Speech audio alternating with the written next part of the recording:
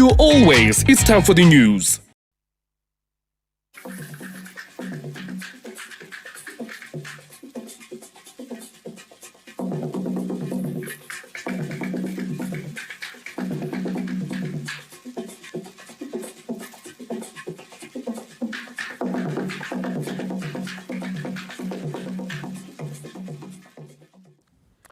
Well, thanks for joining us. This is the main news. My name is Batla Nepure. And I'm Vicky Maponga. Susan Masona at the Signed Language Desk. We're leading with these stories in the bulletin tonight.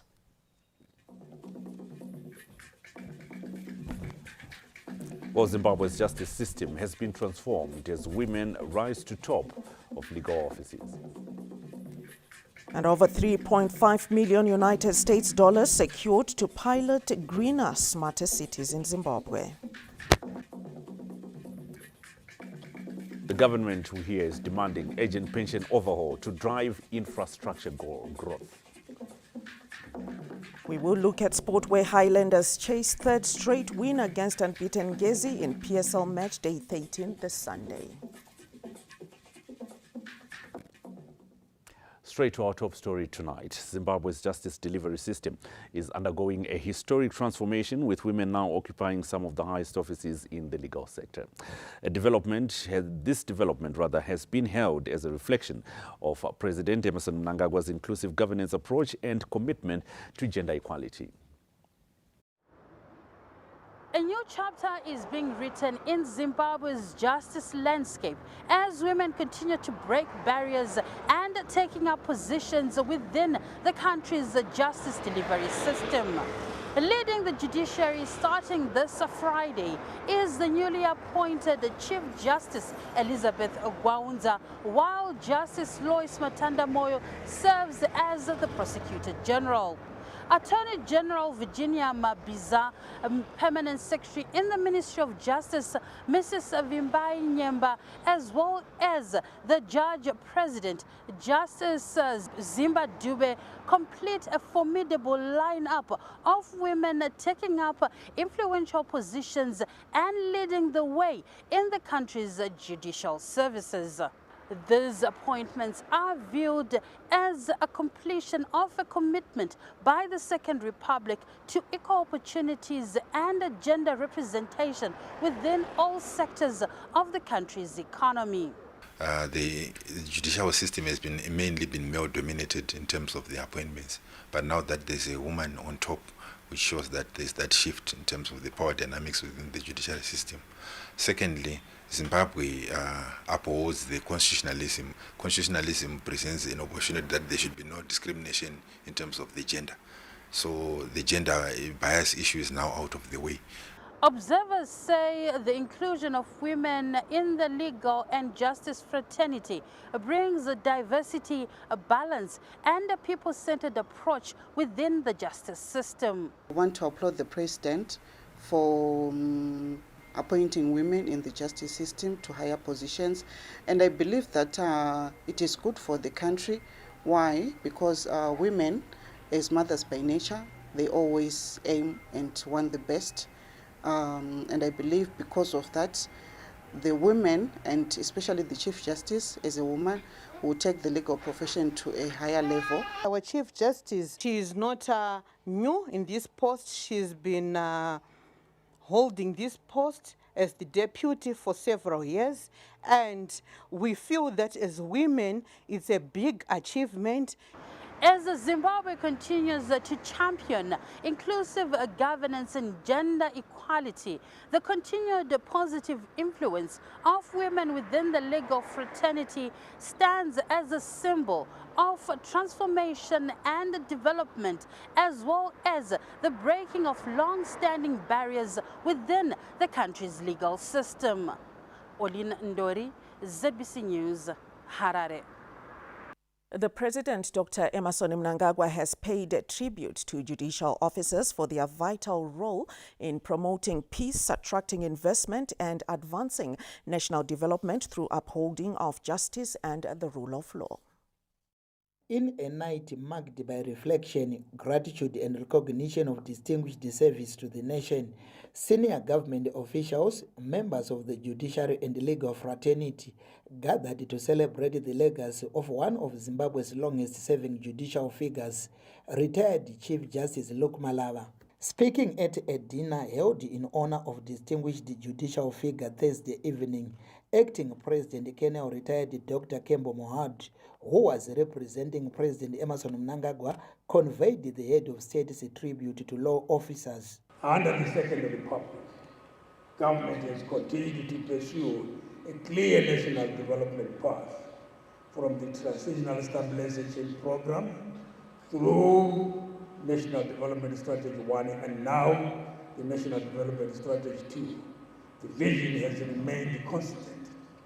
It is the vision of building Zimbabwe in which institutions are strong, services are accessible, and the citizen is placed at the center of public administration.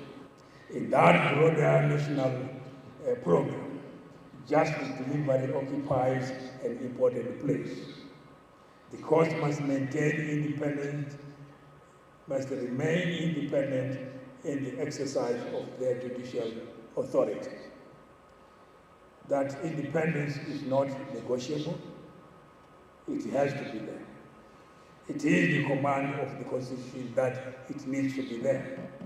At the same time, the administration of justice requires that three arms of the state understand their constitutional roles and cooperate where cooperation is necessary.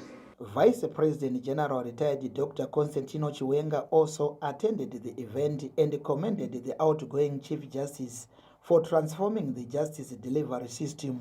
He has become Chief Justice of the Republic of Zimbabwe because of one thing, that is the son of the soil. He is a liberator. Most of you might not know that the Chief Justice played a major role for the liberation of this country. When they were incarcerated in 1973, together with 180 of his colleagues, some of them, you all know them, they became politicians, and so he played this major role for what Zimbabwe is today. We will throw a toast for him and my sister, Madam Eunice Malava, for what they have gone through. The dinner was also attended by representatives from foreign jurisdictions who commended Zimbabwe for advancing legal and judicial reforms within the Southern African region. In his parting note, outgoing retired Chief Justice Malava thanked the government for the support during his tenure. I'm proud to say I have lived and worked in the government of this country until today. And it is that government which has allowed me to be the Chief Justice. There are no rules, there's no definition of what a Chief Justice should do. There's no book that tells you what a Chief Justice should do. It is that person who is in the office of a Chief Justice who must create, who must be able to be a creator of things. But you can only create when others who are in power allow you to create and they respect what you are doing. And I'm proud to say, up to today, the government, the three arms of government have worked marvelously, allowing the judiciary to pursue independently what is best for the country. Chief Justice Malava joined the judiciary in 1984 and served in various parts of the country where he came face to face with different people who approached the courts seeking relief, order and justice. Peter Chivima, ZBC News, Harare. Now, Vice President Keno retired Dr. Kembo Mohadi has arrived in Botswana for the burial of that country's former president, Festus Mogae. As Botswana mourns and prepares to bid farewell to former President Festus Mogae, for Zimbabwe, this is a moment to share grief with a neighbor whose friendship has been consistent for decades. As the two nations stand together during this difficult time, Vice President Keno retired Dr. Kembo Mohadi arrived in Gaborone to represent the President Dr. Emmerson Mnangagwa and the nation for the burial of the African icon. Upon arrival, the Vice President headed to the Botswana Parliament building where he signed the Book of Condolences. We remember him as a great statesman, not for Botswana, not in Botswana, but for the whole region of Southern Africa, SADC, and the entire continent of Africa. He was a great statesman. We will miss him. We will miss his wisdom. We will miss his contribution. Zimbabwe's envoy to Botswana, Ambassador Batirai She Henry Mukono Weshuro, says Botswana's loss is also a loss to Zimbabwe and Africa. We continue as neighbors to come together, and as you know, barely last month, the President Advocate Duma Gideon Boko was in Zimbabwe, chairing a binational commission together with His Excellency, Comrade Idi Mnangagwa. So these relations very crucial, and also, as you may know, our people are one. The borders are seamless with families across borders. The late former President Mogae died last Friday after a long illness. He will be buried this Saturday at Gaborone's Phomolong Memorial Park. Mhlomuli Ncube, ZBC News, Gaborone. The Constitutional Amendment Number 3 bill has come under the spotlight at the ongoing 87th Ordinary Session of the African Commission in Gambia, where a Zimbabwean delegation has clarified the objectives of the bill.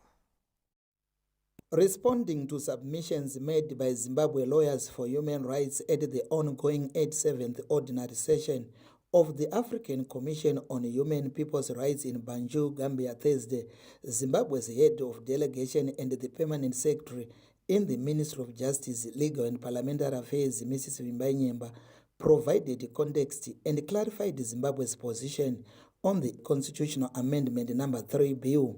The bill stands as a cohesive, meticulously evidence-based antidote to the entrenched governance impediments that have afflicted Zimbabwe for over 3 decades.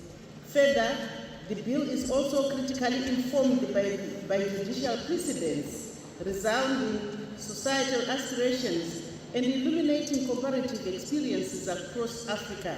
Mrs. Nyemba also stressed that the legislative process complied with the constitutional requirements, including public participation. Public hearings were conducted across the country and millions of Zimbabweans participated and expressed their views. The government remains committed to ensuring that any amendments uphold constitutionalism, public participation, and the rule of law. The Constitutional Amendment Number 3 bill, which was gazetted in February this year, forms part of an ongoing constitutional refinement process designed to reflect the lived realities of Zimbabweans while enhancing institutional performance. The bill is set to be tabled before Parliament on the 18th of this month. Peter Chivima, ZBC News. Now, the Second Republic's rural industrialization drive reached another milestone after the commissioning of the Njimbe Community Solar Project in Makoni on Thursday. The project, spearheaded by the Rural Electrification Agency, is set to revolutionize the socio-economic landscape of the area by providing clean, sustainable energy to 13 public institutions, including Njimbe Primary and Secondary Schools, as well as Njimbe Clinic.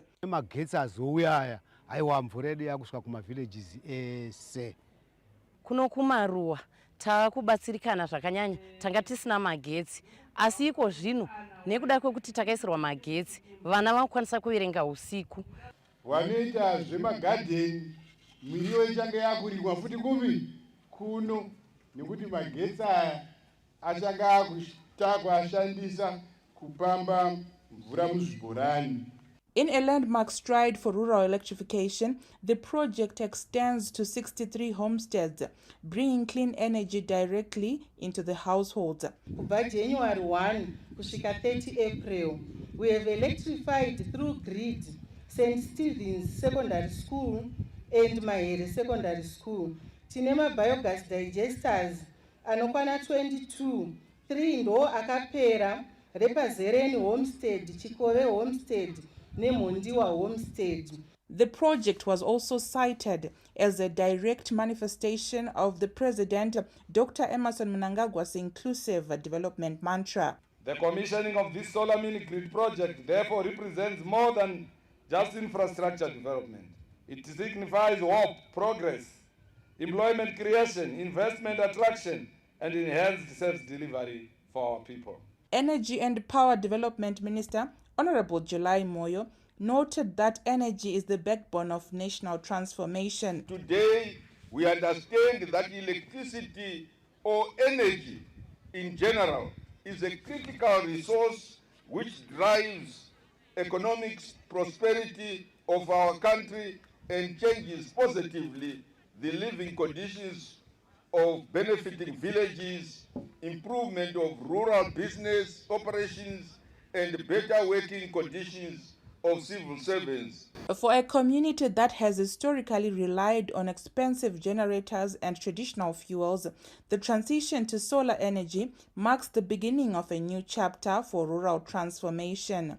Gaima Tambo, ZBC News, Makoni.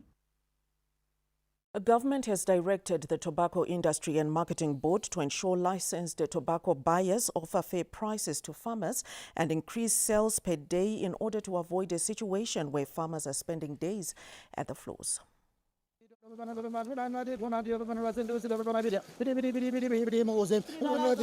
This Friday, the Minister of Agriculture, Dr. Enchas Masuka, visited the auction floors for the second time in a month and came face to face with farmers who expressed their grievances over the low tobacco prices prevailing at the auction floors.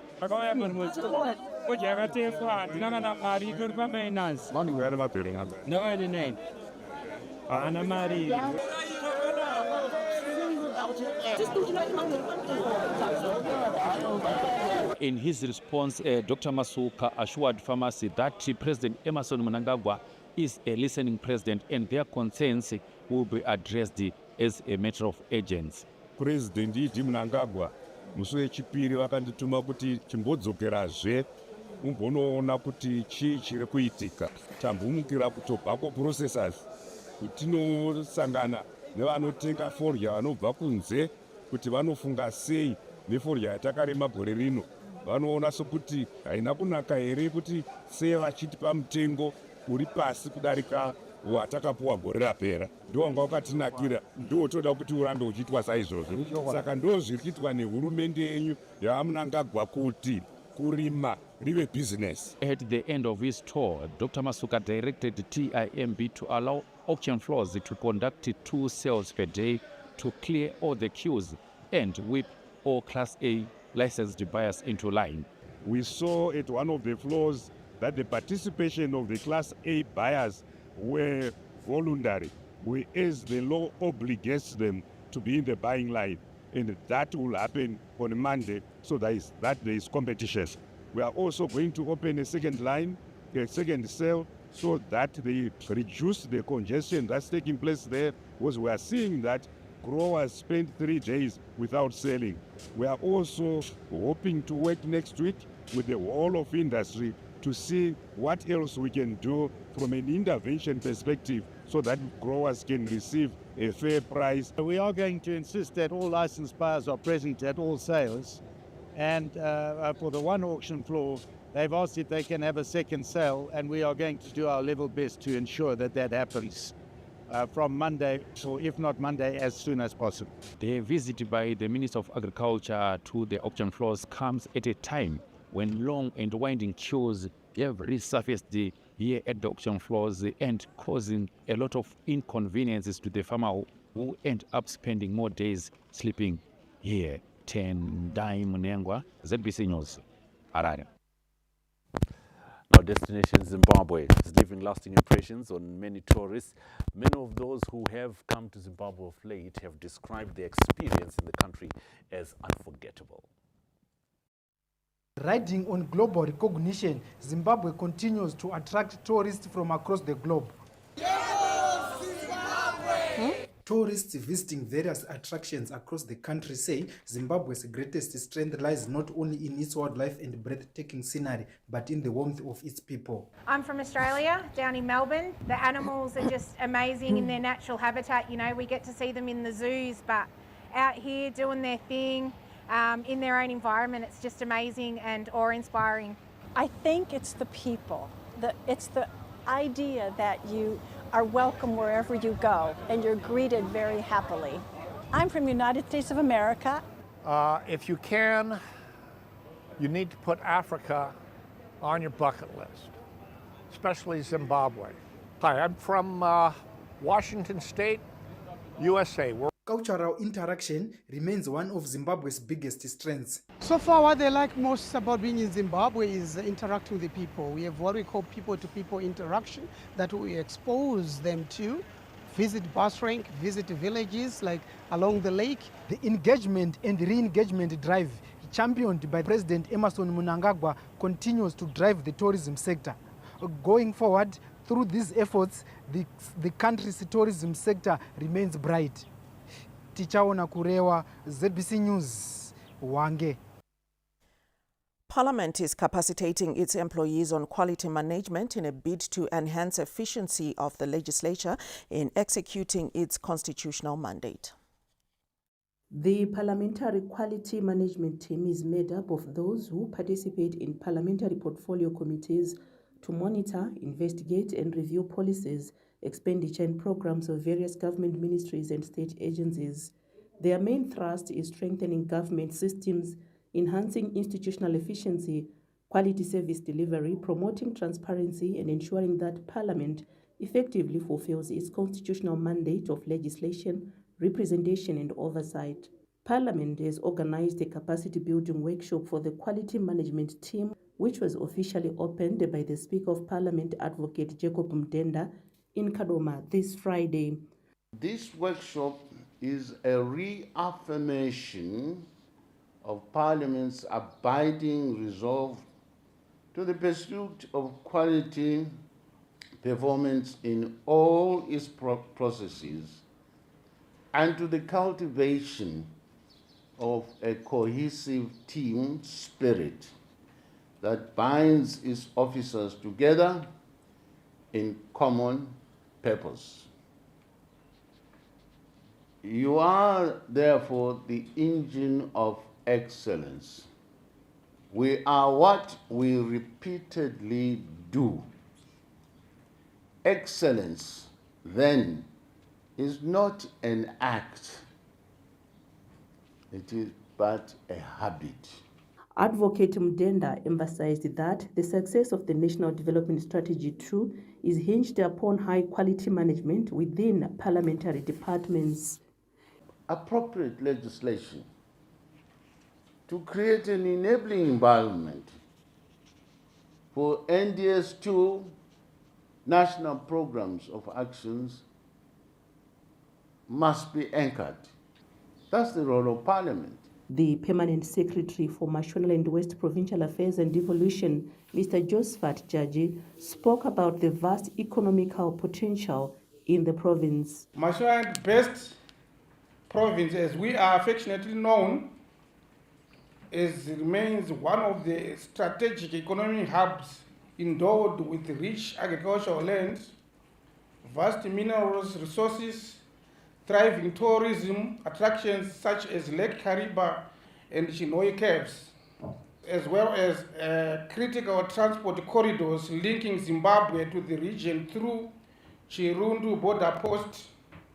As a province, we are proud to contribute significantly to national development through agriculture, mining, tourism, trade, and energy generation at Kariba.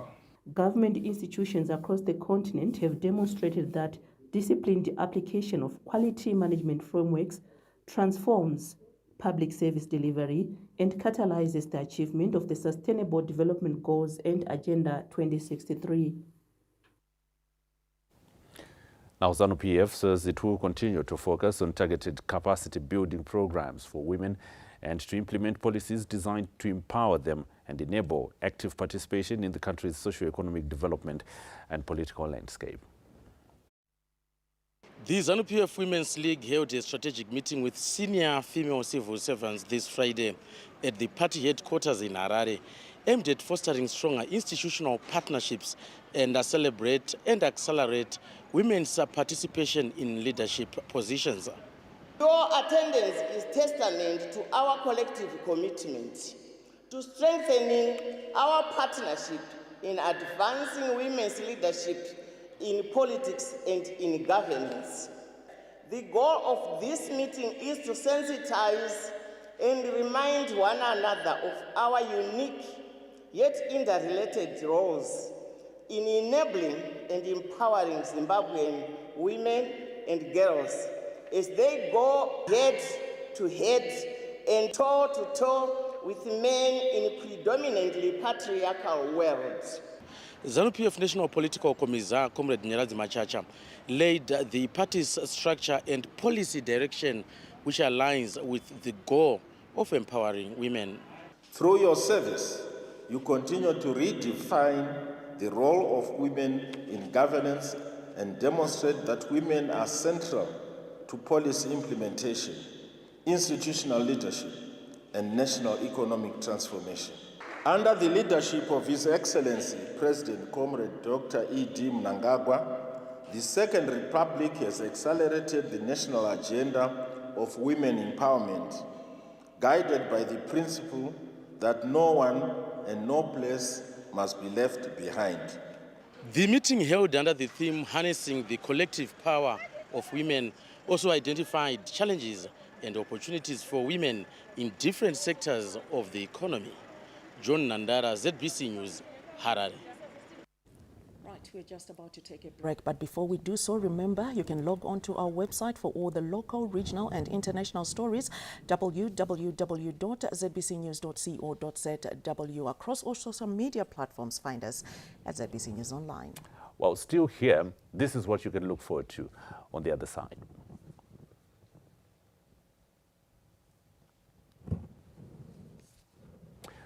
Well, the government is demanding urgent pension overhaul to drive infrastructure growth. We're giving you details of what has been taking place at the pension fund meeting.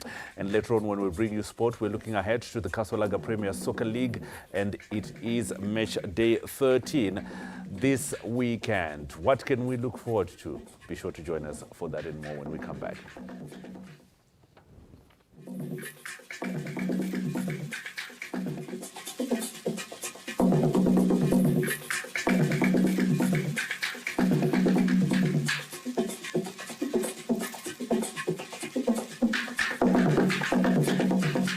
Cicada unlocks EU financing and EU Zimtrade partnership benefits, thus enabling Isaac's farming business to flourish. Kuminda benefits from EU Zimtrade partnerships, backing Taku's career, ensuring export quality. 2 hustles, 1 outcome.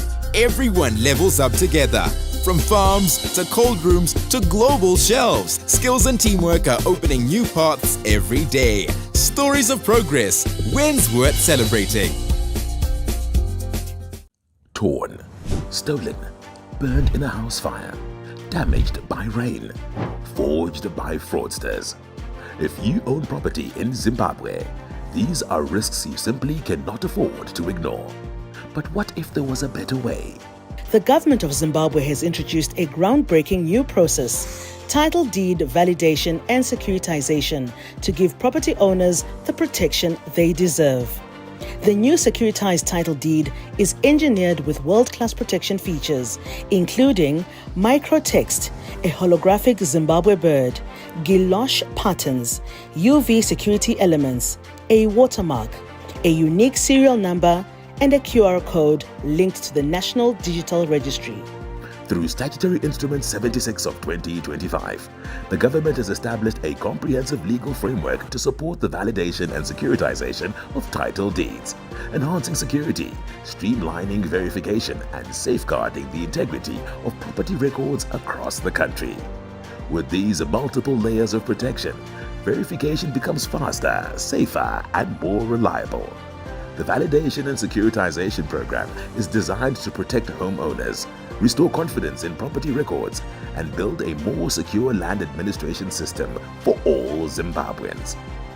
To find out more about the process, contact your conveyancer or call the Deeds National Call Center on 086 77 212 440. That's 086 77 212 440. This message is brought to you by the Department of Deeds, Companies and Intellectual Property.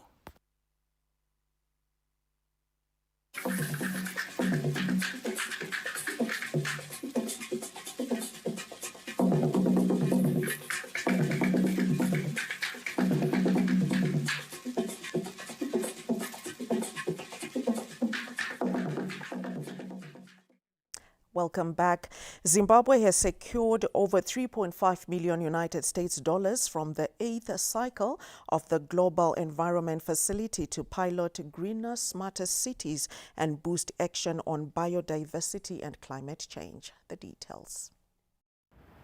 Zimbabwe's largest cities have been chosen for a global climate pilot program backed by over 3.5 million United States dollars to create cleaner, smarter and climate resilient cities. This is a very important project for sustainable development to be achievable. We need to take care of our climate, we need to take care of our wetlands, we need to take care of the environment which gives us prosperity. This money is going to assist us to revamp our aging infrastructure in the sewer infrastructure.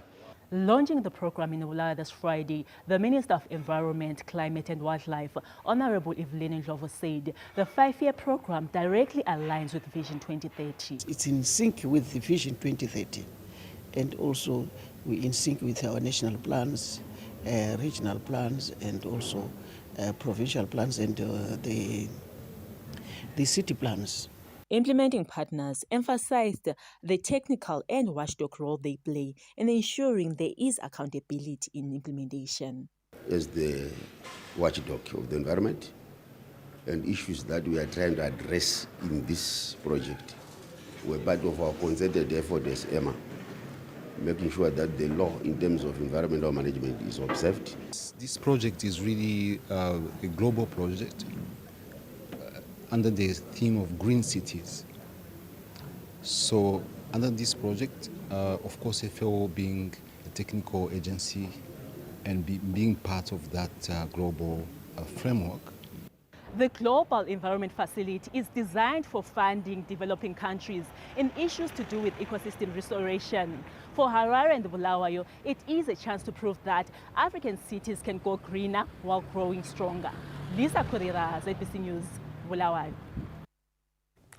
Beitbridge East is making strides in the fight to end child sexual exploitation, teenage pregnancies and school dropouts, with hundreds of school dropouts returning to school this year. Under Chief Matibe, we found a case that broke our hearts. It is a case of a bright young girl who cannot name to protect her, who finished her grade 7 in 2022 but could not proceed for her secondary education because of circumstances. Her story and that of 80 others around Matibe area is that of absent parents who live in South Africa. The young girl only managed to return to school this year after the community, through the Not in My Village campaign, intervened. As community leaders presented strides that have been made through the campaign to Chief Matibe, there is a glimmer of hope in their faces. It is a community that is winning the war against teenage pregnancies, child marriages, drug and substance abuse, and HIV and AIDS. Nokuti yazvinota kuziva kuti mwana hafaniri kusaenda kuchikoro. Takuziva kuti mwana hafani kungowanikwa achiri mwanana. Pamadhaula takasvika pakutarisisa namba yevana vanga vasina kuenda kumafomu 1. takakona kujosera vana vedu vatatu vanokwana kuita vatatu vakaenda chasvingo.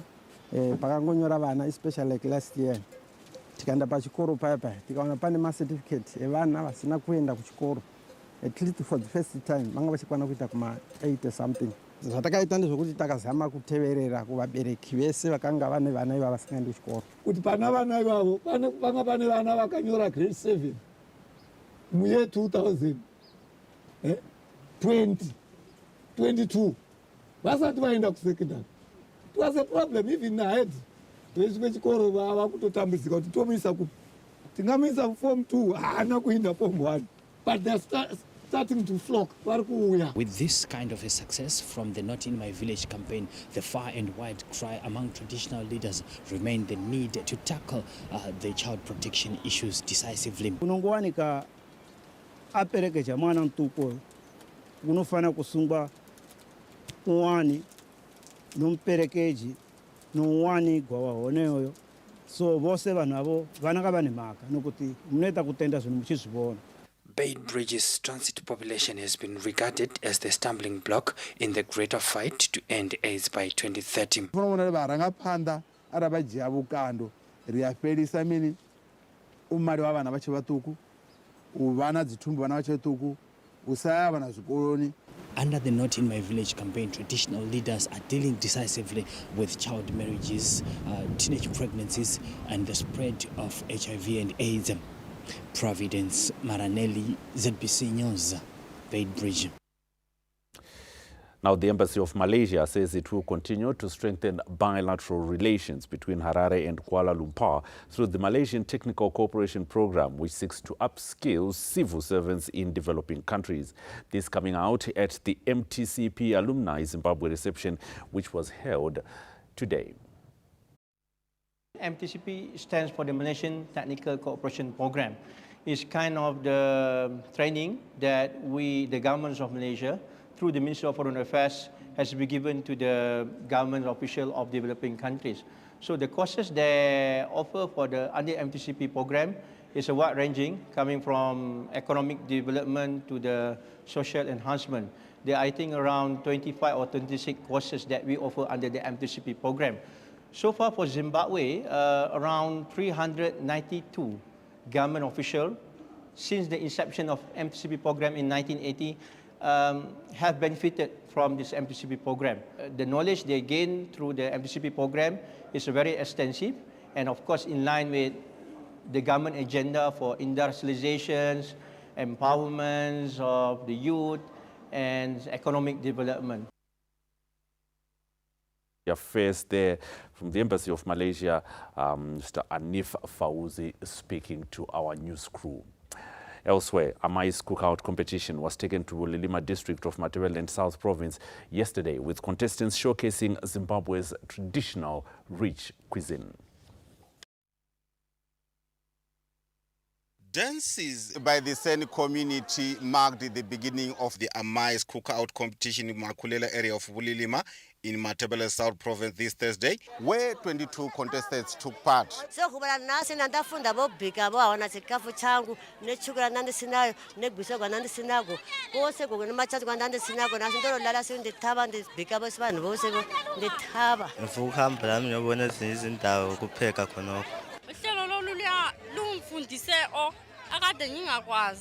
ngifisa ngecompetition leyo ukuthi ngaye iyaqhubeka isiya phambili ngempilo yami ukuze ngikwazi ukuncedisa abazali bami.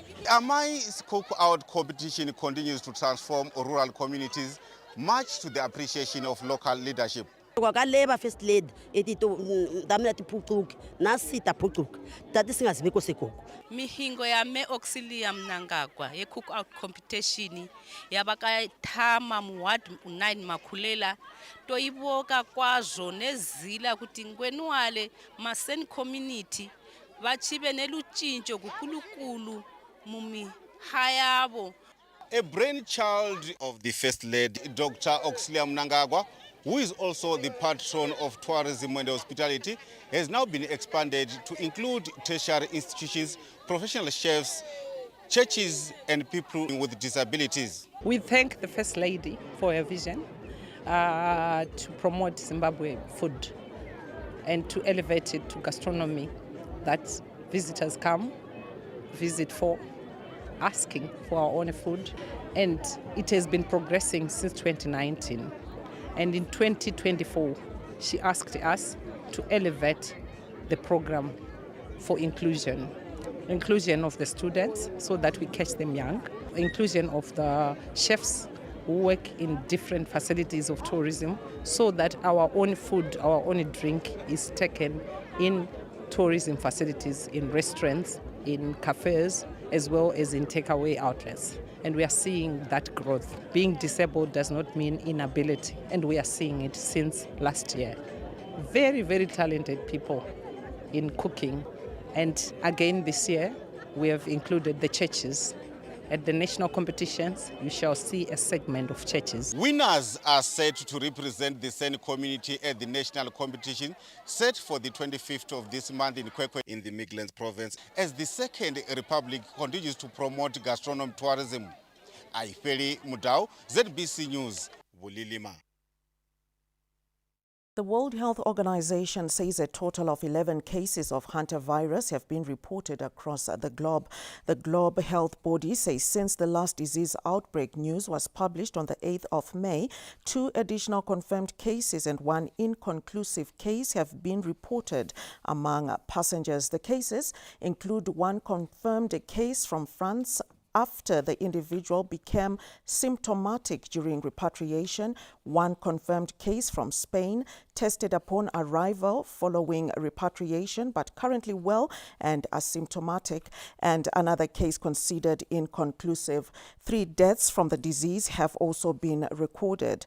Meanwhile, South Africa health authorities are racing to trace dozens of people who may have been exposed to the hantavirus after 2 confirmed cases linked to the MV Hondias cruise ship were treated in the country. South Africa is part of the international response after a Dutch passenger who had left the ship in St. Helena traveled to Johannesburg and later died. A British passenger was also medically evacuated from Ascension Island to Johannesburg. We're taking a breather. When we return with business, stay with us.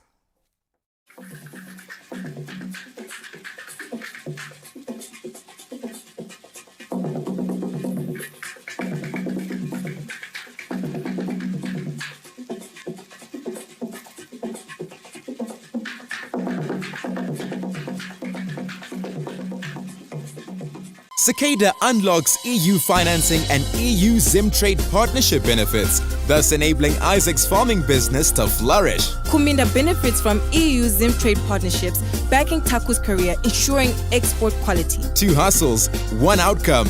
Everyone levels up together.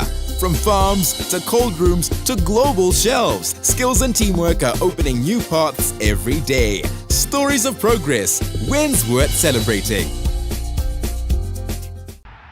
Hundreds of battles fought across the continent by the princes of Europe. Astonishing! But history doesn't care who almost won.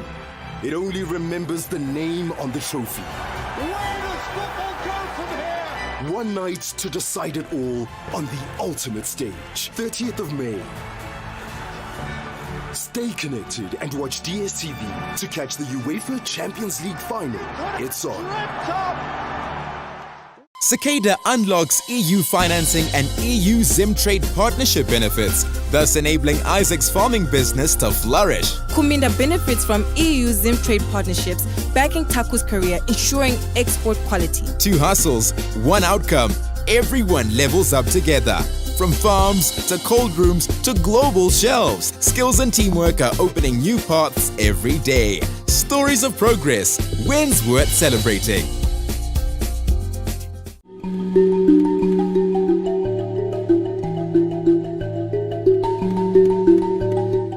Zim Digital set-top box decoders with all the 7 local television channels and 6 national radio stations are now available for sale. The decoder will give you viewers access to ZBC News, ZBC TV, ZBC Jive TV, 3K TV, Kiona TV, NR TV and ZTN Prime. No subscription is needed as all the channels are free to view. For $25 United States or the Zig equivalent, the decoder comes with a cable plus indoor and outdoor antenna. The decoders are available at the Broadcasting Authority of Zimbabwe bars, Transmedia, and all the TV broadcasters.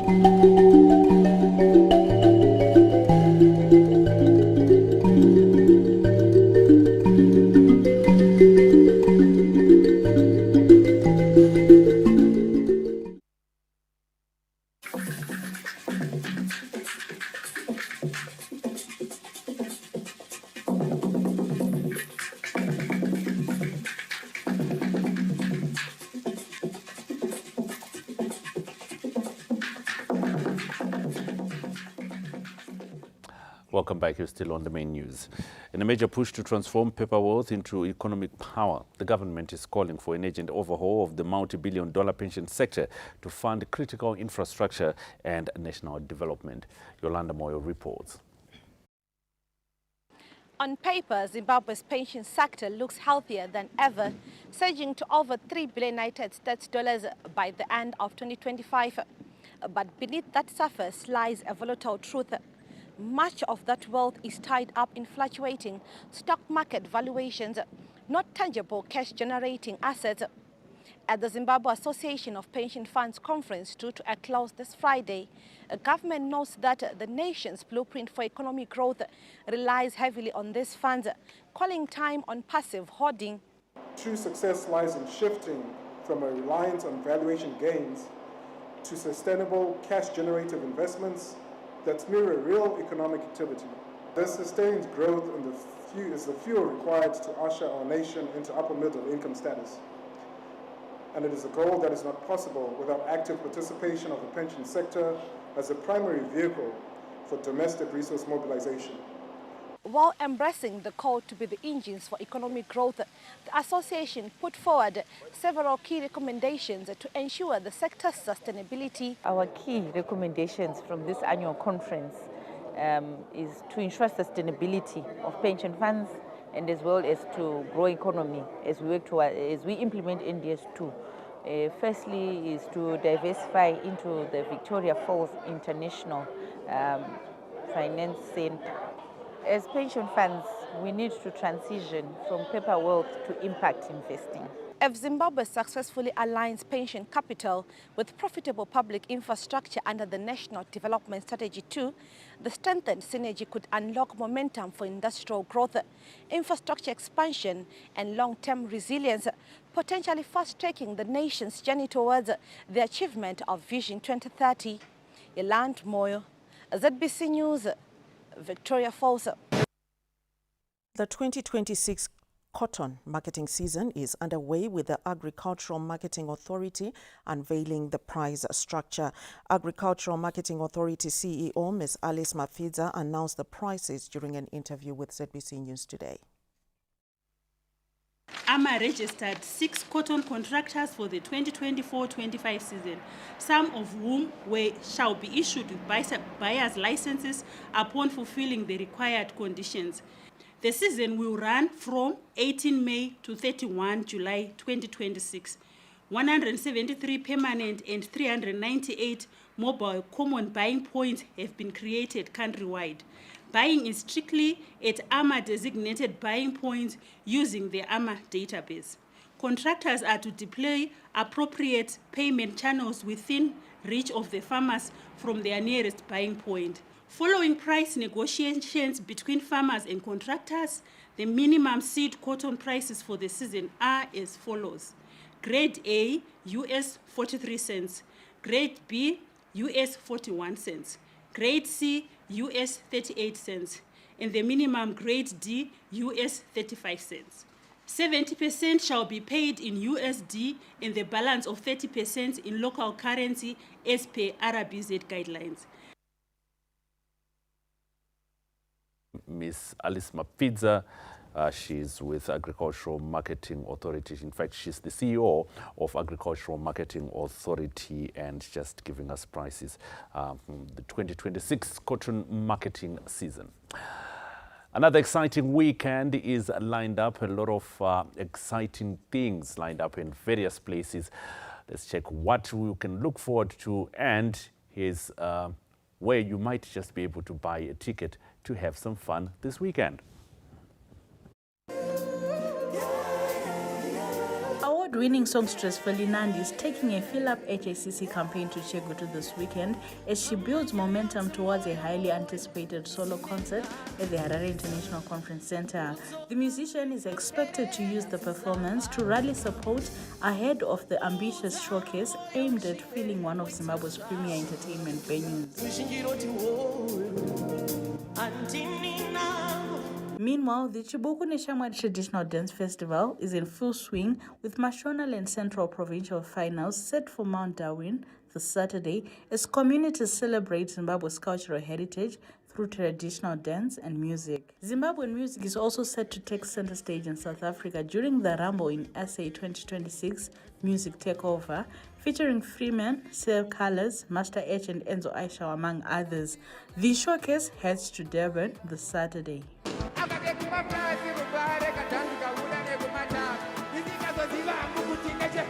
Meanwhile, Mbira Queen Hope Masike has announced a collaboration performance with South African jazz musician Steve Dyer next weekend in Harare at an event dubbed Strings, Horns and Beyond as regional artistic exchanges continue to grow. With 5 amazing musicians from South Africa and Zimbabwe. It's called Strings, Horns and Beyond. It's going to be me, Josh Mack, and Steve Dyer, Bokani Dyer.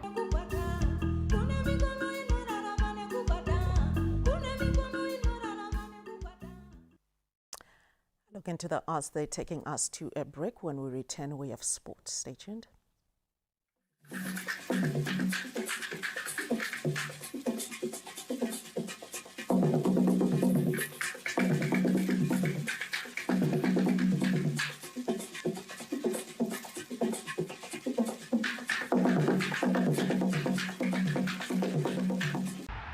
Hundreds of battles fought across the continent by the princes of Europe.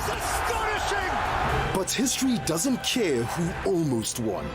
It only remembers the name on the trophy. Where does football go from here? One night to decide it all on the ultimate stage, 30th of May.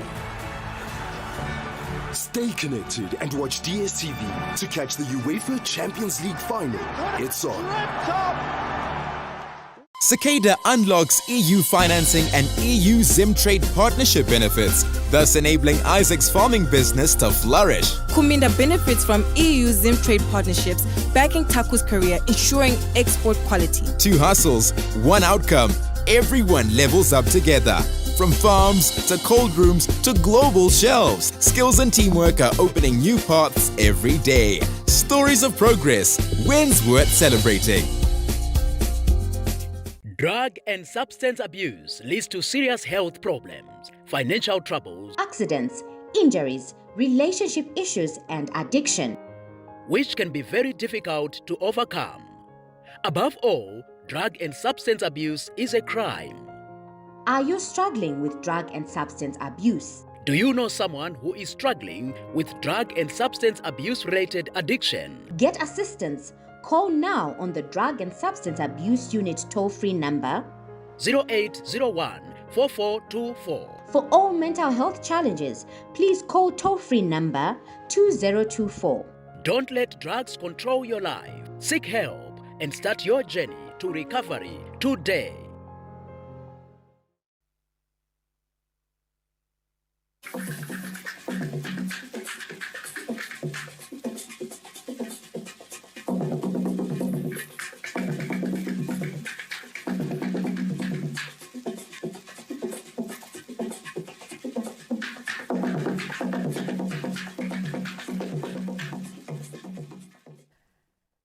And for our leading story in sport, Bulawayo Giants Highlanders will be chasing a 3rd straight victory as they host Ngezi Platinum Stars, the only unbeaten sides in Casolaga Premier Soccer League after 12 matches. 4 years ago, former Warriors striker Benjani Mwarwar was entrusted with leading the Ngezi Platinum Stars dugout, but the relationship failed as the results remained elusive. What followed were legal wrangles that eventually saw Ngezi Platinum Stars slapped with a FIFA transfer ban, bringing a sour end to Mwarwar's spell at Madamburo. Now in 2026, fate has presented the former Zimbabwe international with an opportunity to write a different chapter, this time from the opposite dugout. Mwarwar is slowly rebuilding confidence at Highlanders, with Boso appearing to rediscover their rhythm after back-to-back victories. The Bulawayo Giants have emerged as one of the league's informed sides, collecting 11 points from their last 6 matches, the same tally as log leaders Cape United during the same period. Belief is also growing within the Boso camp after the emergence of impact substitute Rizin Sibanda, whose late heroics against Triangle United and Hard Rock handed Highlanders crucial victories. With momentum on their side and emotions expected to run high, Sunday's clash presents Mwarwar with a chance to make a statement against the club where his coaching journey began and faced some of his toughest moments. Ngezi Platinum Stars are still the only unbeaten side in the Castle Lager Premier Soccer League and continue to demonstrate why they are regarded as one of the toughest teams to break down. Matchday 13 action begins this Saturday as Hunters take to the field at Hart Stadium against Agama. Another heavyweight clash is at Mandawa Stadium, where former champions FC Platinum host Chicken Inn. Tier 1 Entertainment Diamonds at Ascot, while wounded Simbaboro host high-flying Cape United at Wazanai in the peak of the weekend matches. Bulawayo Chiefs face Hard Rock at Babafield Stadium as defending champion Scotland clash with ZPC Kariba at Rufaro Stadium. On Sunday, troubled Dynamos, who have gone for 6 matches without a win, face Triangle United at Rufaro Stadium, while Moors play rentals at Ngoni Stadium. Mthokozi Stube, ZPC News, Bulawayo. Now, Zimbabwe has suffered a major blow at the ongoing African Athletics Championships after the men's 4x100 meters relay team withdrew from today's finals due to injuries. Coach Pakamile Lisimati made the difficult decision to withdraw the team after star sprinter Makanaka Ishecharamba reported muscle discomfort ahead of the race. Now, the development comes barely a day after ace sprinter Tapiwa Nashe Makarao also ruled himself out of the semi-final with a similar muscle problem. With two key athletes sidelined, the technical team opted against risking further injuries and has since shifted focus to men's 4x400 meters relay event that is on tomorrow. Charamba's participation in the men's 200 meters remains doubtful, with Derek Matutu on standby as a possible replacement.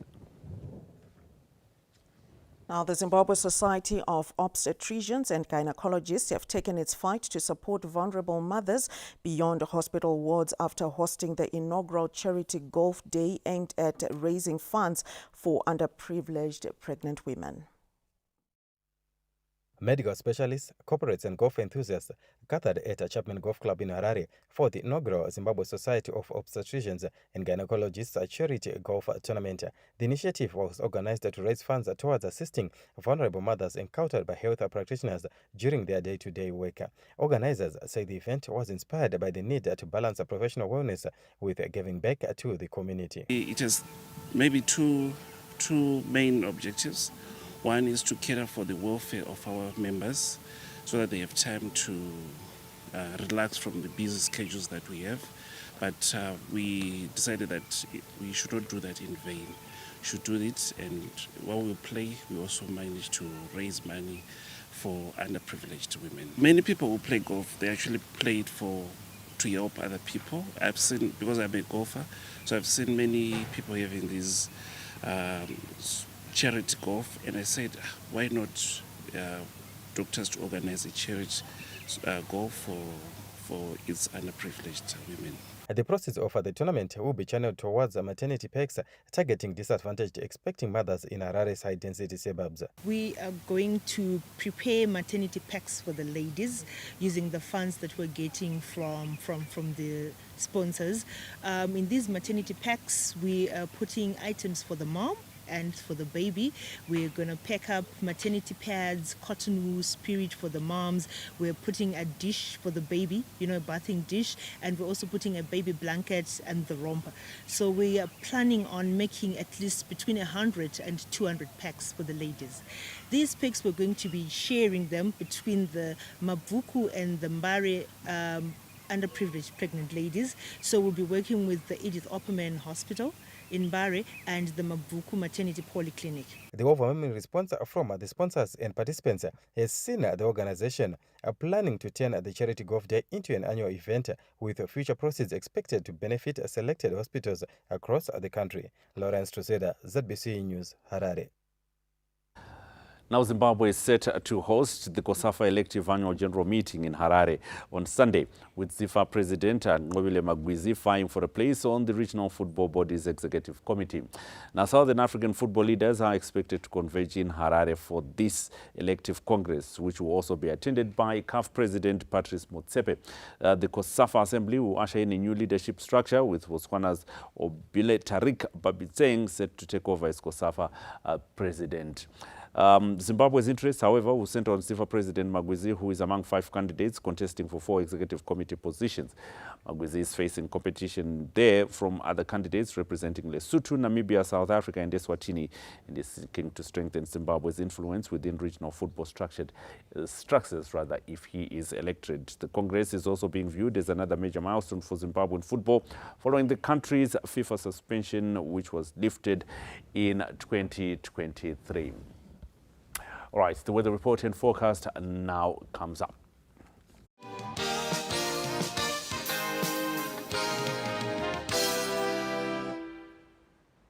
Good evening, Zimbabwe, and thank you for joining us in today's edition of the weather report and forecast. Now, we had some cool southeasterly winds being driven into the country this morning, which gave us cold, cloudy and windy conditions over the bulk of the southern districts. Elsewhere, it was clear skies and cool conditions. By afternoon, it was warm in all areas, though partly cloudy conditions persisting more to the northeast and a bit of development in the west as well. We are expecting these conditions to persist into tomorrow, especially in the eastern districts of Masvingo, Manicaland and Mashonaland East. For minimum temperatures tonight, it should be mild along areas in the Zambezi Valley, but cooler over the high velds, ranging from 12 in Gweru to 13 in Gokwe. For maximum temperatures tomorrow, it should be more subdued temperatures over the high veld as well, ranging from 24 in Gweru to 26 in Gokwe, though warmer along the Zambezi Valley again. Maximum of 31 degrees in Kariba and 29 in Victoria Falls, 29 in Lupane as well. Getting into our detailed forecast, it should be cool in the morning in Bulawayo, becoming warm by afternoon, though dropping to a maximum of 22 degrees on Sunday. In Matobo, should be cool in the morning, becoming warm in the afternoon as well, with a cool Sunday, though our temperatures are picking up from Monday. In Gwanda, it should be a cool weekend as well, with briefly cloudy periods, especially on Sunday, though we do have our temperatures picking up, especially Wednesday next week. In Gweru, cloudy and windy for much of this weekend, minimum of 12 and a maximum of 24 degrees for tomorrow. In Masvingo, should be cool in the morning, becoming warm by afternoon, with some breezy conditions for Saturday and into Sunday as well. In Mutare, cool in the morning, becoming warm by afternoon, with a maximum of 25 degrees for tomorrow, with some light winds here and there for Saturday and Sunday and into Monday as well.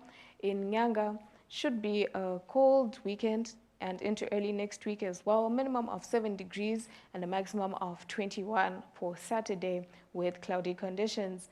In Marondera, should be cloudy over this weekend and into early next week, cool in the morning with a minimum of 10 and a maximum of 23 tomorrow.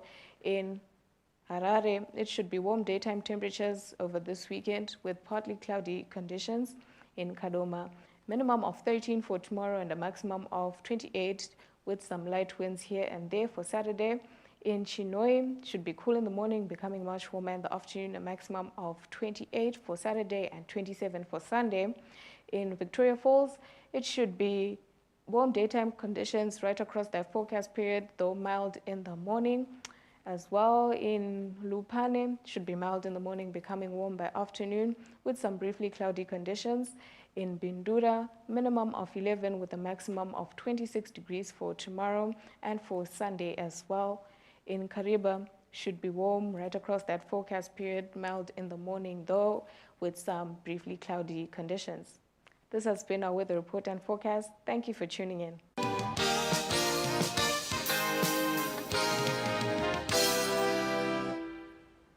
Right, we're done, Vic. We are done. From the entire news team, have a fantastic weekend.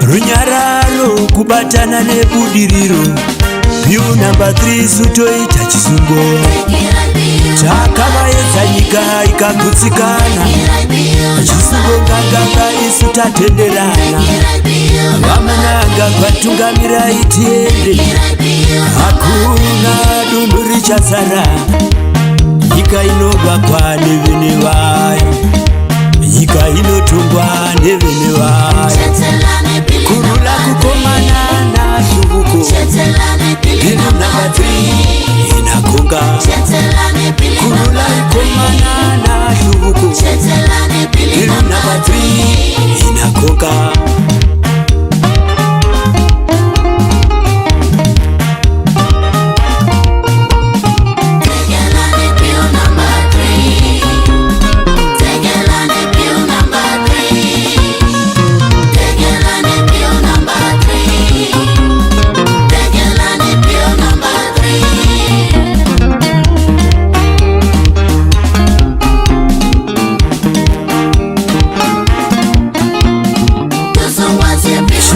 Chivo tulusumbuko lalubona siyanda kujatana ataka Yesu. Chivo tulusumbuko lalubona siyanda kujatana ataka Yesu. Let's support Bill number 3 for economic prosperity, stability and development.